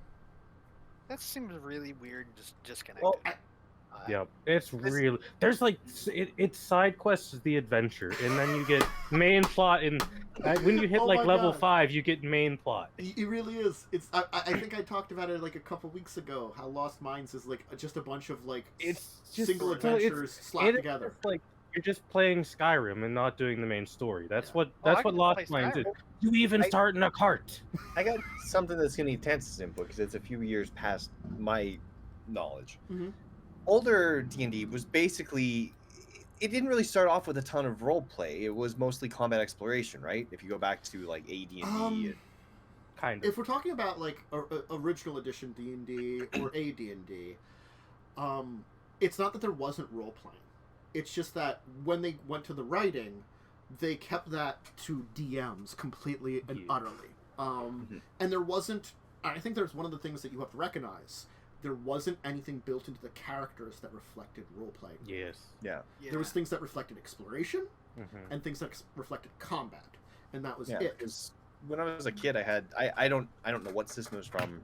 This was over 20 years ago, from when I was a literal child. I don't remember, but I had some book of some old system, and it only ever had like combat rules. Pretty much, it had various monsters and what they could do, and it had what player characters' stats could be and how they affected combat, and it showed how you could explore. What was it? It was like this dungeon that was constantly changing, and you could go back to town to rest. I don't remember what it was, but yeah, all it had was information about combat exploration, which yeah. It wasn't until 3rd edition where they introduced the concept of actually putting the role-playing aspect onto character sheets, that they had abilities or stuff related to that. I think it was things like feats introduced it, skill uses, like having something like a separate diplomacy skill rather than just being like, well, I've got some charisma, I can make a check to influence people, because that's all that charisma did in earlier editions, is like, if you, it was either a requirement for a class. I think like paladins had it for spells, Yeah, I think You that's know? correct. and then like Paladins in 3rd edition were wisdom. Charisma affected like smite and lay on Honestly, hands. I think. I'm not sure for 2nd edition. I know you had to have a high I have charisma no and idea. strength. Second. Second Absolutely edition, no fucking you clue. needed charisma and strength to be a paladin, though. Anyway, because you still had requirements for your rolls, because you were still rolling then, and not. There's so much things that were Yeah. both good and bad about 2nd edition or early editions. That's an entirely another story. Separately, That we would be here for a while. I think it's something to bring up, like just AD&D as a topic to talk about it in general. Yeah. AD&D in early Oh editions. boy. Add that to the list. Yeah, add it to the ever expanding list. Yeah. I mean, I did put on here 3rd edition and verse 3.5. But Let's just have an entire discussion on Taco. No, banned, no, get out. actually, that is something I had on here, exploring Good. Thaco, because the thing is, Thaco is something that needs to be talked about. Yes. It Does it? Does Yes, it though? because We could actually just leave it in the very past and important. never mention it again. Anyways, off topic. Off topic. Yeah, Um, going back to the combat and role playing. But if, for those early adventures, you know, like if I would pull out some of the early adventures I have now, it has a core where you can see points in time. Like I have I think Eye of Doom is this adventure I have. It has some information which can be used to create role-playing moments. Most of that is, here's like shopkeepers, what they know, things like that, you know, basic information for like setup, interviewing people, you know, here's NPC stats, things like that that allow you to build onto a role-playing thing. Granted, it's presented in a very dry, mechanical way, so it's not giving you that role-playing. It's allowing you to interpret it that. And then you have, here is our exploration combat section after that. Yeah. I was gonna say words. Words are hard. Damn I can it. say different words instead. I think when we get into the modern day, Yeah. I think there's something that I feel like is an issue in the modern day, is that it's almost gone the exact opposite direction. Now, that is not necessarily bad, but from my experience with 5th edition and how a lot of people do 5th edition and how it seems, combat feels sometimes a little bit more shoehorned in, and it seems like the role-playing becomes the focus. That's not bad necessarily, but I feel like because of the nature of how the world is supposed to be and how they present the world, you need the combat in a way. You know, you need both. The game is designed for you as your party to go out and fight some things. Probably between 3 to 6 groups of different things in per a day, single depending day. on the difficulty and XP of the encounter. Yeah, that is how the rule system has been made, but because 5th edition has kind of exploded so much in popularity, it has kind of been pulled away from that traditional, like, you know, Dungeons and Dragons adventure thing, and it's been more of a social game. And social games are more about, like, talking with people and role-playing. This is something I will say. You can role-play in combat. Yeah. People tend to forget that. Well, some people tend to be against it because they will rule lawyers hard as like, oh, you can't talk in combat. Combat is 6 seconds. You can't talk at all in combat. No, That's when you hit them with the old talking's a free action. Shut up. Yeah, you can talk in combat just fine. The assumption is that your characters are talking while the combat's going on, and the enemies can hear you. This is something I do, like, say, when I'm playing a spellcaster. I roleplay how I cast a spell. Yeah. That's something I tend to do. That adds a lot of flavor to your character. My only thing, like, when I'm DMing, is, like, I don't care if the players talk while in combat. I'll only care if they start, like, monologuing and having, like, a dissertation. It's like, no, you can say things, but you can't have an entire, like, you know, what's the Gettysburg Address? You can't do that in combat, all right? I don't care if you talk. I am the very image of a modern major general of information. Yeah. I think there's another thing too that, like, is an aspect to all of this, which it comes down to, it's part of role-playing in combat, and that's nobody talks about your team in combat. Yeah. This is something that's an actual issue that I feel like is rarely addressed, and it's very bad. Because do you discuss like what kind of formation you guys are in, what kind of plans you're having, what everybody's abilities are, and how they can use them, things like that, that really should be discussed in a way, because it's incredibly meta. And that a lot of people just ignores it completely, and like there's times. Oh, they're a cleric. I know everything about their abilities, even though we've never spoken about the things they can do. Yeah, it's like, sure, maybe you know some things, and that's fine. And you could always say, like, if you would say, like, we take some time and review that, that's fine. Well, but no one talks about that at all. Even counterpoint, a lot of times those discussions would end up becoming very samey. Like, if you're playing with the same group of people across many different campaigns. Those you'd have to have that exact same basic conversation every single time. It's a lot easier to say, all right, because if you think about it, in your games, you're only seeing a fraction of your character's actual life. Oh yeah. There are a lot of moments that just get glossed over because if you actually played out a full 24 hours, everyone would be bored of it by the end of it. It's a lot easier to say, oh, at some point, you know, in the many hours that we don't cover during the actual role playing of, oh, we're in combat, oh, we're talking to these people, we already talked to each other because we don't want to die. Well, that's fine. And I do accept that that's the best way to do it. But the thing is, I think there's still aspects of it that should be role played out. Yes. And class abilities, reviewing what people can do, like class-wise, like this is my spell list, you know, things like that. That could always be discussed out of game and quickly and efficiently. Yeah. Like general format of like who runs forward and stuff like that, you know, things like that, like, you know, reviewing of battle strategies.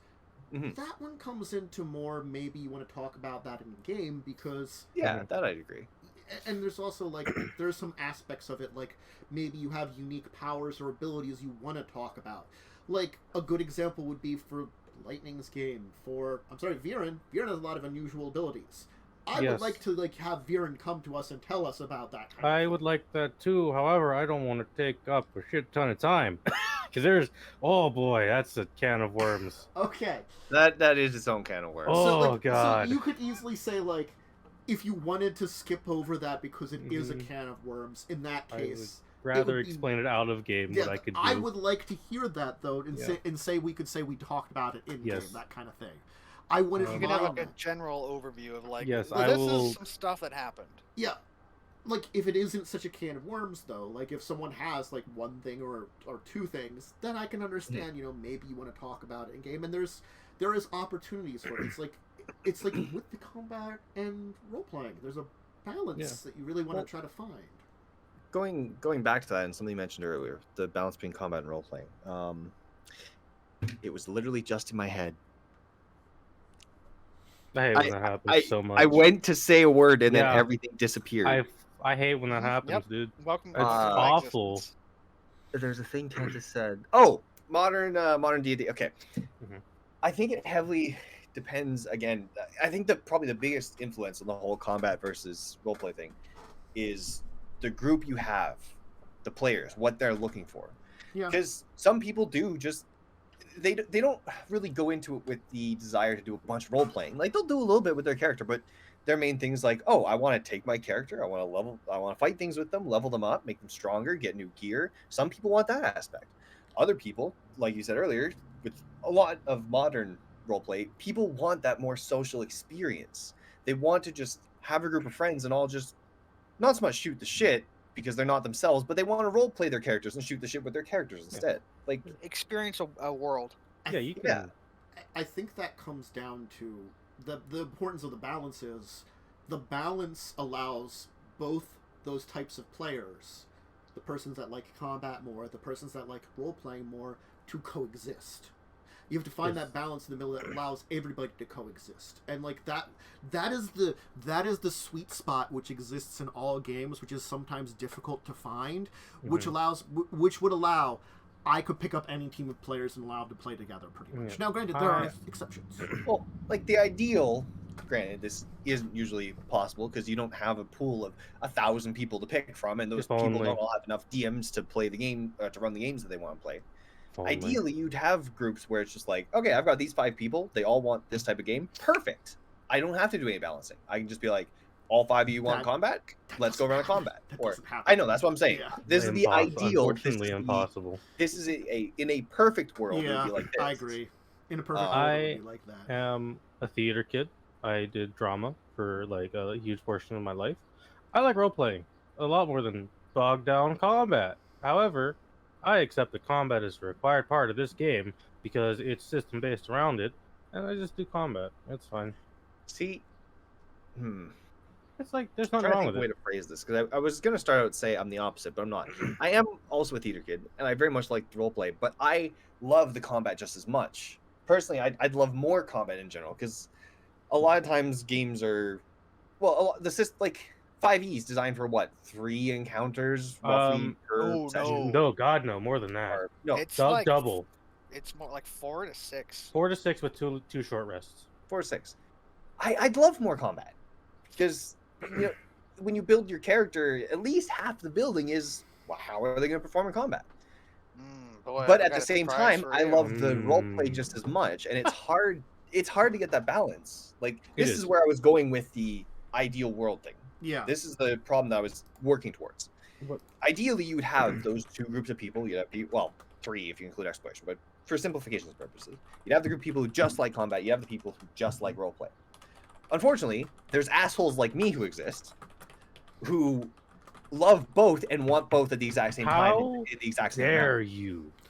Because I want more combat. Because most of the games I've been in, it's a lot of role playing. I love role playing. I love it to pieces. You You want should to be in show one off of- a combat, badass though. character. You should be in my Yeah. game where I throw 2 wraiths in a small hallway at a warlock. Rip. I gotta be honest. People like me throw it off. I gotta be honest. It's an issue that I have when I run very improvised games. Mhm. Records, Hi, how you doing? legacies. Well, This is why I plan Like- everything like- out. Wrath. Legacies, I think you do well because the thing is, going into Legacies, I came into it with the expectation of there's not going to be a lot of combat, Yeah, and there wasn't. well, that's system. I love Legacy for what it is because fuck combat in Legacies. No offense, fuck doing combat in Legacies. Oh God, As yeah. much as I love being a stupidly powerful shadow vampire who tears people's souls out with shadows, I mean, maybe you could do less poking holes in reality. fuck the combat. The combat is, it's technically not complex when you break it down. It's the problem is we just don't do enough of it to know it, and it's not a system that really asks for you to do it. Not that it's complex. That's not the reason I dislike it. It's because it's so heavily like World of Darkness, or at least the vampire one, Legacies of Kain that we're running, Yeah. is so heavily theater of the mind based. And in my opinion, it is very hard to do good combat in theater of the mind. Oh, interesting, because I was going to bring up a point about describing things and how that's important to roleplay. Describing things. Like, oof. for example, I tend to be very derp brain, Me too. where I can, like, I know exactly how this thing is. Like, you walk into the room, it's like a 30-foot by 30-foot room, whatever that translates into meters, 10 by 10 for meters. We use freedom units here. Yeah, well, whatever. And then it's like, in the room, there's a desk, and there's a man sitting behind the desk, and he's got another chair next to him, and he greets you as you enter the room. And I could go into more details and describe the room, but there's a point where it doesn't matter anymore. It's all for roleplay. Like, Yes. let's change it from a room to a dungeon, You walk into a cave system. It's damp and muggy in here. It's very humid. You can definitely feel a difference in temperature as you enter, as the cold, humid air hits you. You can go to that level of description, but if it doesn't really matter and the players aren't into it, you're kind of wasting your time. Like, it sets a mood, but there's a too much at some point. This is just be really quick. That's where the split becomes between different people is important. For me, I love that. Ambiance and setting is important, Yeah. but not somebody who just wants combat. Tantus. I think what I was going to say is it's one of those things that combat and theater of the mind depend on the system heavily. Like, I feel like 5th edition can get away with it at times because numbers and distances don't always matter. I can set up a combat where it doesn't, where I can see, like, he's 30 feet in front of you. That's pretty simple. All my abilities are going to have range. I'm not going to have to worry about measuring numbers. I can run up there, in a turn, things like that make it very easy to do, and I could do theater of the mind, There are situations where it certainly doesn't work, like, there's a dozen goblins surrounding you, I probably want a goddamn map then because I got way too fucking many goblins. I and balance cast matter. fireball at my feet. My counterpoint to your first one, and this is why I don't generally think theater of the mind is good for combat. You're saying, oh, you're within 30 feet of them. if you're just a fighter, then yeah, that would work fine, because the fighter's whole thing is just run up and hit. But if you're a character, theater of the mind requires you to almost ignore movement in some aspects. If you're a character that wants to specifically position itself at certain distances, or if they want to run up and then move off at a certain range, it's a lot harder to do that in theater of mind, because keeping track of how far you are from targets and how far they are from you, and making sure maybe you have reach and something and you want to be a bunch of AOPs, so you want to perfectly position yourself where you'll be able to get multiple AOPs on things. You can't really do that in theater of the mind unless you hand wave a whole lot of movement. I mean, yeah, it's kind of your way around it. You just kind of hand wave a little bit. Well, that's on the DM. Honestly speaking, that's on the DM DM's side. supposed to keep track of a lot of that crap. The thing is, I would not expect any human being, I don't care who they are or how good of a DM they are, I'm not going to expect them to keep track of like 4 player characters and 4 enemies and what all the distances for each person are. Let me tell you this. That is a lot easier sometimes than keeping track of shit on a map, too. Kind of is, yeah. Because I keep the numbers really simple. Mm-hmm. It's sort of like your if it's a small encounter. Yeah, if there's a small encounter, I can be like, okay, you all start as a group 30 feet away. I like, you know, like you want to hand wave, you're like, I'm going to get behind them. So that if they try to run away, I can AOP them. Great. You had enough movement, you did that. You moved twice, you got into position. Now you can AOP them if they run away. That's all you had to say. You have to say to me. I'm not keeping the details. I'm keeping it general. That's what I mean. It requires you to hand wave a lot of details.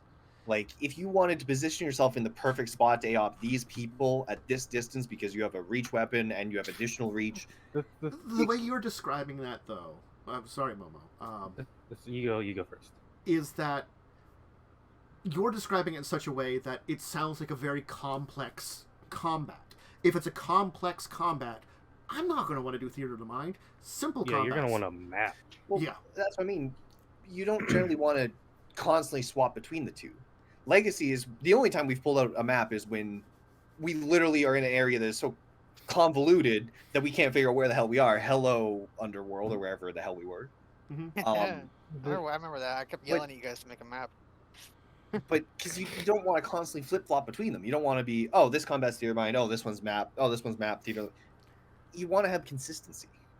Honestly speaking, the consistency of maps comes down to the importance of maps and stuff too sometimes. Like, I feel like that's a thing. Like, if you are I think, like, if I'm playing where I'm not using a lot of maps, let's say that, you know, like, I'll give a good example of records. Records didn't really use maps more often. I used maps twice. Yes. Both those times were very exploration-heavy areas. Yeah, the spooky mansion and the ruin in the desert, right? Yeah, those are the 2 places I used maps. Ruin in the desert, spooky mansion. Because both of those were very exploration-heavy. They were very, you know, people were going into places, checking out things, encountering stuff as they were going. Everywhere else, I never needed a map for because it was just the nature of everything that was going on. Yeah. Remember the basement episode where you had to make a map really quick? Yeah, I think that was during Spooky Mansion Fun Time. Yeah. Where you had like someone the was first or second floor. Yeah, someone was in chat basement. saying make a map. That's probably me. Yeah. It was. I tried to describe Spooky Mansion, but I was like, this is not working very well because it's complex. As someone who hand makes pretty much every map that I use, sometimes it is better to just not make a map and just be like, hey dudes, you're fighting like 3 goblins. Yeah, the simpler the combat is, the less map requirement you need. Yeah. At Or the same time, like then I'll you use just have a generic map. I'll use Saturday as an example. 2 maps have carried that campaign very far. I'm gonna throw a hard pimping out to r/battle maps, where you can just get free battle maps from people. That's assuming you're using Roll20 though. I mean, who doesn't fucking use Roll20? People who do physical games. The thing is, you All have right, to let take me physical go back games and retroactively say that everything I've said applies to playing online because I've never played in person. Because guess what? My friends don't live in Canada. Theater of mind is much more convenient in person. I'm sure it is. When Unfortunately, we live in the era of Roll20, You can just use the blank white map. Let me just in go. Roll20. All right, I got.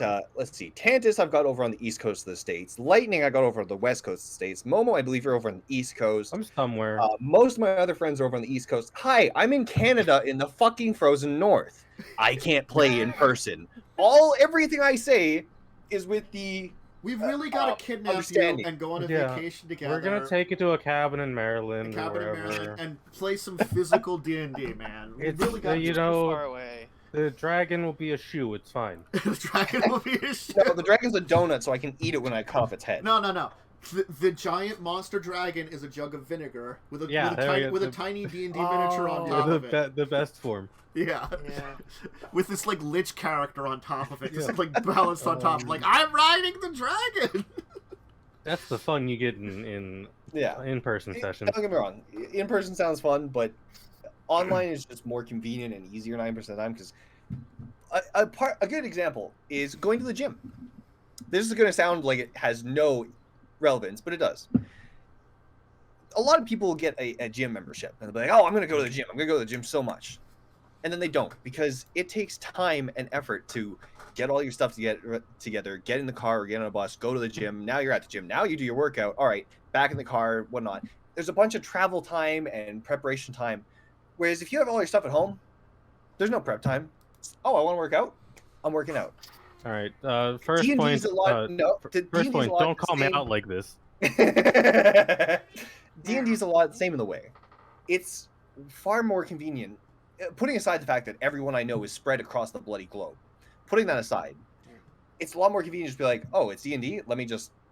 I'm sitting at my computer. Let's go. It's D&D time. I'm going to put something on you. Your same argument can be used for combat's maps for Theater of the Mind. It's incredibly convenient for Theater of the Mind. Maps take a bunch of effort to set up. True. Oh my god, it takes me so fucking long to make a map. Made a really fancy adventuring hall or whatever. Yes. And it's been used like 3 or so times. It took me hours to make it. Yeah. Momo, just saying, you're saying how you have to make a map. You don't have to make a map. You can go to r/battle maps where you can just download free maps that people have made. And they're really nice. Except I want a more accurate representation of what I'm trying to play in. As long as this is with the understanding that you are putting this difficulty on yourself when there is another option. I'm saying, like, the thing is, I agree with Momo, because as the DM, you want... Effectively, one of the things about maps is it allows you to add less details to the words you say. It's a cheat, in a way. Yeah. So if I'm using a very inaccurate map, granted, it's a map, great. I have to add a lot more work in. I'd say it doesn't really... Another counterpoint to using someone else's maps, the way I design encounters are heavily based around a map. The map I specifically want. You're not dealing with a pool of like 10 or 12 or 20 maps. There are thousands or hundreds of thousands of maps available. And the thing is, I can understand wanting to have a map that is, this is exactly what I had in my head. But the beauty of maps is just to make it, like Tanta said, make it more abstract. So you don't have to... the maps don't always have to be exactly one-to-one what you're picturing. As long as they get the general theme across, and then you can fill in any missing blanks with your words. As long as it gives your players a way to interact with the world. That is the important part of a map to me. It's not that the map is one-to-one accurate, just that it lets me get into the setting better. There doesn't have to be a chair exactly there on the map where it is in your head. As long as the general idea, oh, you're on a ship? Here's a ship map. Now I can picture the scenario better. Well, it's less about, for me, I'm just going to take this tangent to explain myself, less about what objects are on the map and more where the walls and things are positioned. Because I will use my Friday game as an example. I use a lot of ghosts in that game. Walls matter for that. Yeah, ghosts can just go through walls. Yes, they matter. So I need to make the maps for my game specifically. Well, that's the thing. You're looking at it purely from the side of, oh, I have to do the encounter first and then design the map around it. You can, and my point here isn't that you only do one or the other. It's that there's options. You could instead have the map first and design the encounter around the map. The thing is, that comes down to a DM fallacy, I'm going to say. Yes. This is the thing, because you can actually do both things, but either like both of those come up that you need to do one or the other. I will admit there are times where I need a map, and then I'm like, I need an encounter here. This is the map I have. There are other times where I'm like, I need to have this encounter. What's the map I need for it? So see, both those situations where you have to build one off the other do occur as a DM, so you have to be ready for both of those. Yes. And My counterpoint to that one, though, would be a great example would be Lightning's game. 2 maps have We have a lot served of as random 14 encounters. fucking maps. You don't need to have the perfect map No. for every encounter. The thing is, that's also a different thing. Like, I think Lightning's maps perfectly fine. That works perfectly fine for our game. We don't do our game on stream. We don't. Yeah. we're not trying to come with a very big production value. You know. But we're not. This topic wasn't about the games on stream. I know, but like, We keep constantly narrowing it down to, well, no, this specific thing, or no, as a general thing. We can't just look at one aspect of it, because not everyone plays. That's true. Not everyone plays online. Not everyone plays physical. As a general thing, there's options, and that I think that's something people forget. They get stuck in their way of doing it. They want to do it this one way, instead of realizing there's options. There's times for theater of the mind. There's times for accurate maps. There's times for less accurate maps. The more options you allow yourself to interact with, the better off you are. Because there's times where you want that specific map for that specific encounter. That's good. Yeah. But it's also good to be able to go, all right, I don't need the exact map. I can just have a map that's close enough. Or I don't need a map at all. Theater of the mind. I mean, options. I think that's where it comes down to, where I've kind of been trying to hit at, is that, like, circumstance. You got to look at the circumstance. And this is, like, way off topic, actually, technically. Absolutely. So off topic. True. Well, It's I mean, It's fine. I mean, you can tie this all back to the combat versus role play of yes options. But we dove into combat options, like, heavily here for a little bit here. I just like to defend my map usage, as it's been obliterated for the last, like, 20 minutes. I like your map usage. I really do like that. None of this is me shitting on your map usage. I feel like I need to say that. None of this is me shitting on your map usage. It's saying that you use them in a good way. I want to point something out, which it works really well for the game you guys are in. Most of the terrain, that when you're above ground, is plains, which is why I'm able to just use that same map over again. That's the thing. It's like, oh, whatever, it's a plains map. That's the thing. You do have very detailed. This is still keeping on the combat. Well, not entirely, because this actually fits the roleplay too. You have several maps that are very specialized and detailed. A great example would be what's her name's place? Mirai's Manor, the Adventurers Guild. That's a very detailed one that we don't use it for combat at all. It is purely for RP. I made it just for RP because I'm like, I really want to have a map for this. I Googled. You have no idea how long I have spent on Google looking for maps. Either they're combat maps, they're hot spring maps, they're cave maps, they're dungeon maps. I spend probably as much time looking for maps as I have done creating the maps myself. It is almost as much time as trying to find a very a not lewd kitsune picture on the internet. Oh God! Especially when most of the people you encounter would be kitsune. Yes. I know that pain now. I think it comes down to, like, just to finish up maps, is like, if you're going to use a map, that comes down to definitely, like, what kind of effort you're putting in the form of it. Because, granted, I have used maps in real life. Yes. That is not always easy, because I have a collection of dungeon tiles, which are of various different sizes to assemble maps. I've also used Lego walls, which I combined together. Yeah. I actually kind of love that. My go-to for real-life games is just put a whiteboard on the table. I also love that. Mm-hmm. That is great. I think Blaze has a dry erase board where it's like a dry erase rollout thing. So it's like a map you roll out that you can, like, wipe it off. That's got, like, the 5-inch square or 1-inch square board on it. Mm-hmm. So that'd be awesome. Mm-hmm. Also, like, I've got wherever I got my D&D miniatures, they provided free, like, just blank maps that have like the squares on them, those work well for like if you want to put stuff on it, like Lego walls or something to separate out rooms. You know, like we've used books, we've made maps in real life too. It's just jank as all. Yes, you get very shit. creative. That's the fun of it sometimes. But that's Or at also least- like sometimes in Roll20, I just put together jank maps. Yeah, like the Spooky I've done Mansion, that. which was a bunch of squares. Just a bunch of squares. In my Storm Overlapping King's, squares. in my Storm King's Thunder game, I hand drew out the map. I gave the players the picture of the town. Like, this is the town. This is the best version, highest res picture. I am not putting this on Roll20. And so when they started doing the exploration and stuff, I kind of like drew boxes on the map because like there's a little bit of interior battles and stuff. And so like when you're in an interior area, you need to know how much space you have. So I just drew some boxes and then used like an eraser or whatever. This is the interior of the temple or whatever. There's some jerk goblins in here. They attack you. They're jerks. Wow. What the fuck, goblins? Yeah. Goblins. This is goblin hate. I will not stand for it. Goblins are adorable, thick. Never mind. Not in 5e. Good lord. Short and stack not- thickness. Ooh, I mean, Pathfinder with good their God. giant heads. Yes, the Pathfinder ones are much cuter. My goblins are not horrible monstrosities, but that's a different story that you may never notice them. Because first of all, finding that kind of art is questionable at best. I don't know what you're talking about. Oh no, cursed.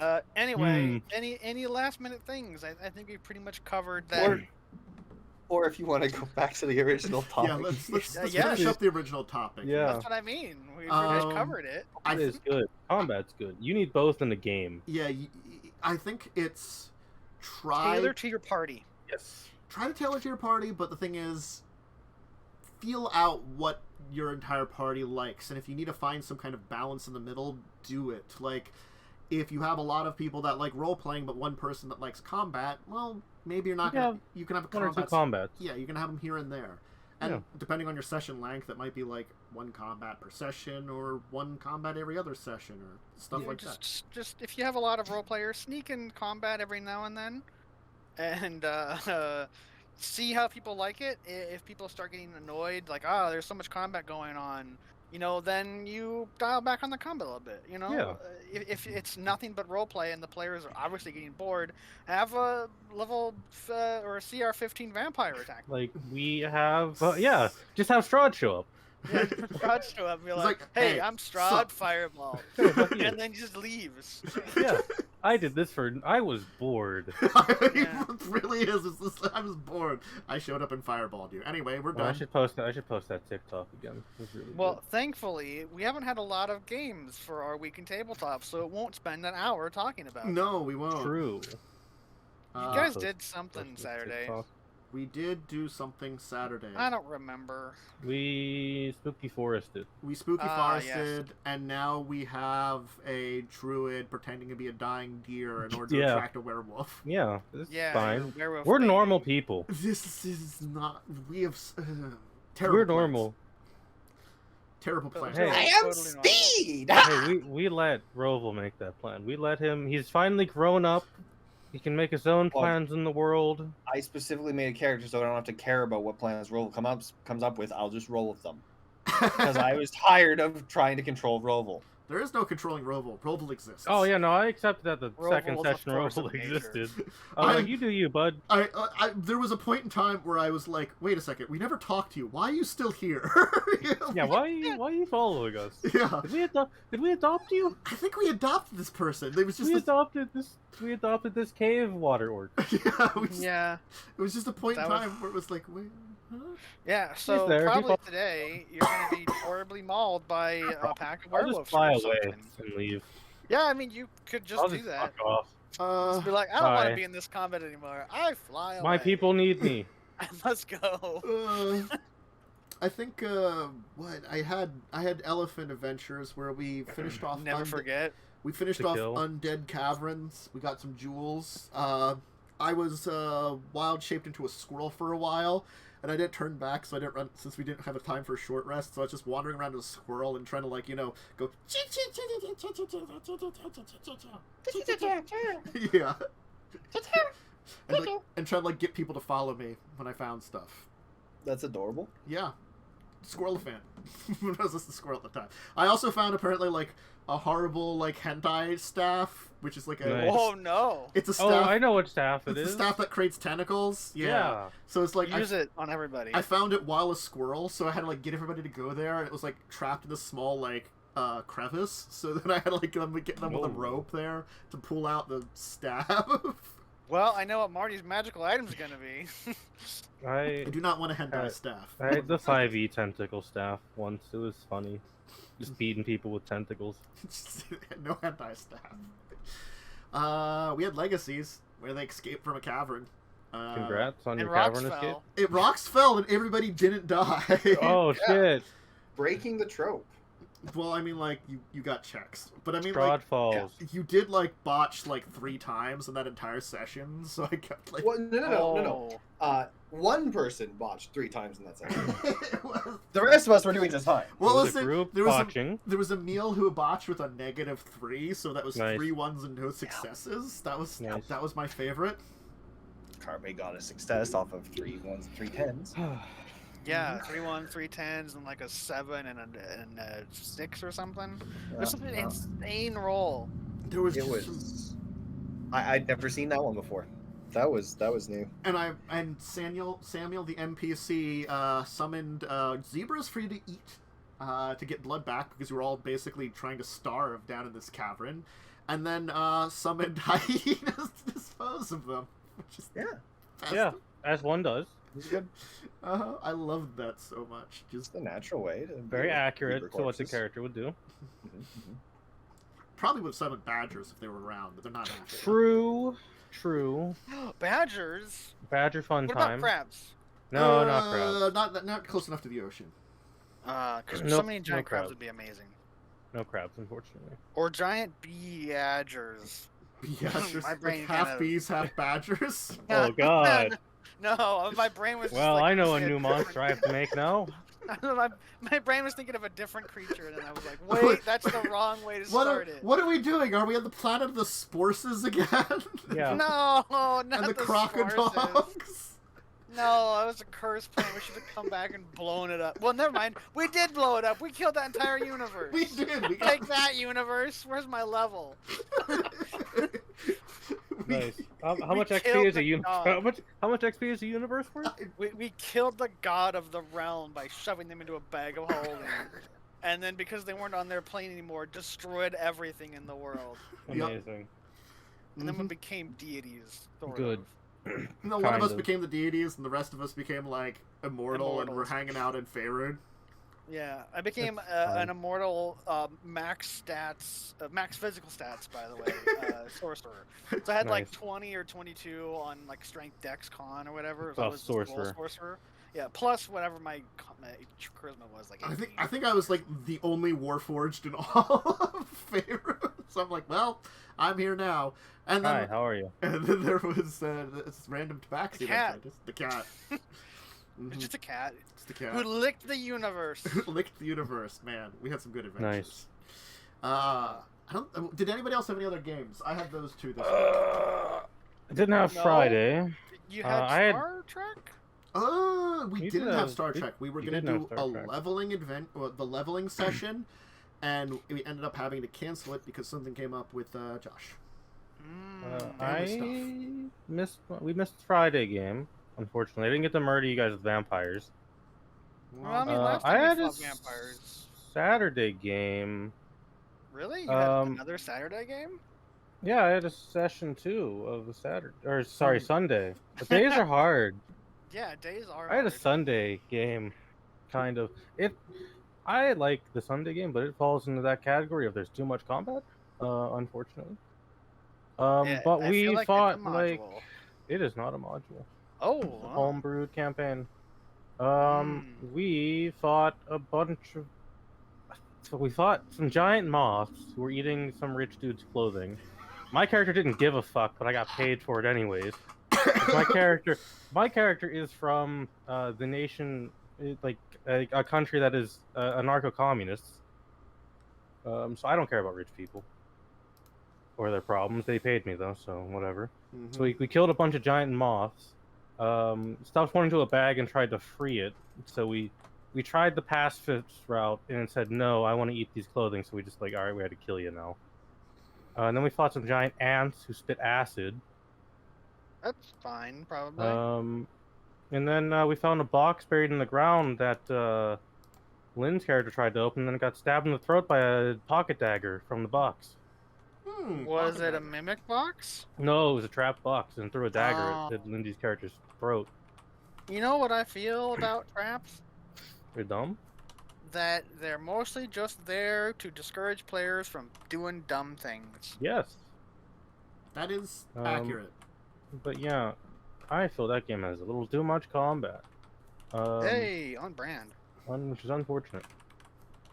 However, it's still a fun game. But that's the only game I had, besides some Saturday fun times. So, yeah, I think that hits up all of our games Yeah. this week. It's a quiet week. Quiet week. Yep, missed a lot of games. Yeah, well, you know, like there's some stuff on breaks and stuff like that. Yeah. I'm planning stuff for other stuffs. So many stuff. Yeah, I've got a lot of So stuff. much stuffs. Well, I guess. Good show. Thanks everyone for joining us. I hope you enjoyed the discussion. We got in some deep talks about some things here and there. Got to talk. We got Also really off maps. topic about maps.